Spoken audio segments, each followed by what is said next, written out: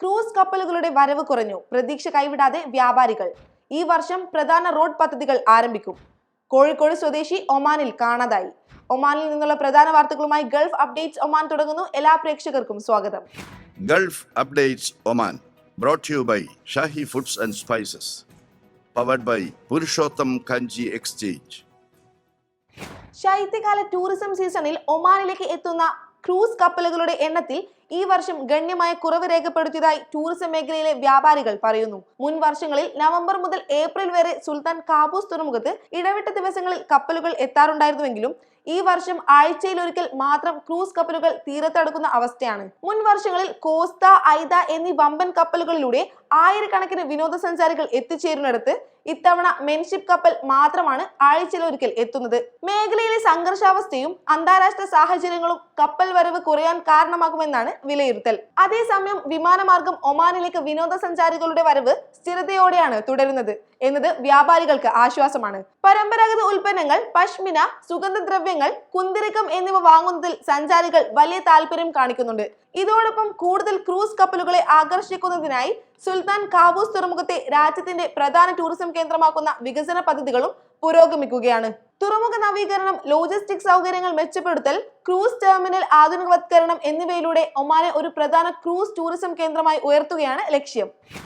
രാജ്യത്തിന്റെ ഗതാഗത ശൃംഖല ശക്തിപ്പെടുത്താനും സാമ്പത്തിക വളർച്ച പ്രോത്സാഹിപ്പിക്കാനും ലക്ഷ്യമിട്ട് ഒമാനിൽ നിരവധി പ്രധാന റോഡ് പദ്ധതികൾ ഈ വർഷം ഉദ്ഘാടനം ചെയ്യാനൊരുങ്ങുന്നു. ദോഫാർ ഗവർണറേറ്റിലെ അൽ ഫാറൂഖ് റോഡിന്റെ ഇരട്ടിപ്പിക്കൽ, മക്ഷിൻ വിലായത്തിലെ റോഡ് വികസനം, സുൽത്താൻ തുർക്കി ബിൻ സയ്യിദ് റോഡിന്റെ പൂർത്തീകരണം, വാദി ബൻ ഖാലിദിലെ അബക്കത്ത് റോഡ് നിർമ്മാണം എന്നിവ പ്രധാന പദ്ധതികളിലുണ്ട്.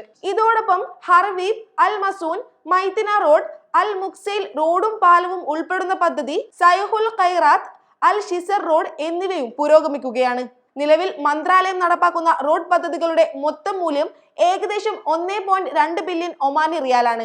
നഗരങ്ങൾ, തുറമുഖങ്ങൾ, വ്യവസായ മേഖലകൾ എന്നിവ തമ്മിലുള്ള ബന്ധം മെച്ചപ്പെടുത്തുന്നതിലൂടെ ഗതാഗത കാര്യക്ഷമത വർദ്ധിപ്പിക്കാനും വ്യാപാര നീക്കങ്ങളുടെ ചെലവും സമയവും കുറയ്ക്കാനും ഈ പദ്ധതികൾ സഹായിക്കും. നിക്ഷേപം ആകർഷിക്കുക, തൊഴിലവസരങ്ങൾ സൃഷ്ടിക്കുക, ചെറുകിട സംരംഭങ്ങളെ പിന്തുണയ്ക്കുക എന്നിവയിലൂടെ ഒമാൻ വിഷൻ 2040 ലക്ഷ്യങ്ങളിലേക്കുള്ള രാജ്യത്തിന്റെ മുന്നേറ്റം ഈ വികസനങ്ങൾ ശക്തിപ്പെടുത്തുമെന്നും അധികൃതർ വ്യക്തമാക്കി.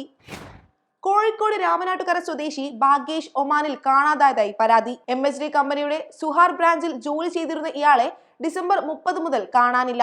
റോയൽ ഒമാൻ പോലീസ് അന്വേഷണം ആരംഭിച്ചിട്ടുണ്ട്. വിവരം ലഭിക്കുന്നവർ പോലീസ് സ്റ്റേഷനിലോ താഴെ നൽകിയ നമ്പറുകളിലോ ബന്ധപ്പെടണം. ഗൾഫ് അപ്ഡേറ്റ്സ് പൂർണ്ണമാകുന്നു. പ്രവാസ ലോകത്തെ പുത്തൻ വാർത്തകൾ അറിയാൻ ഗൾഫ് മാധ്യമത്തിന്റെ സോഷ്യൽ മീഡിയ പ്ലാറ്റ്ഫോമുകൾ സന്ദർശിക്കാം.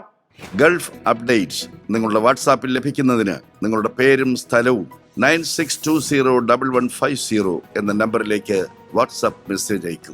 Gulf updates Oman brought to you by Shahi Foods and Spices, powered by Purushottam Kanchi exchange.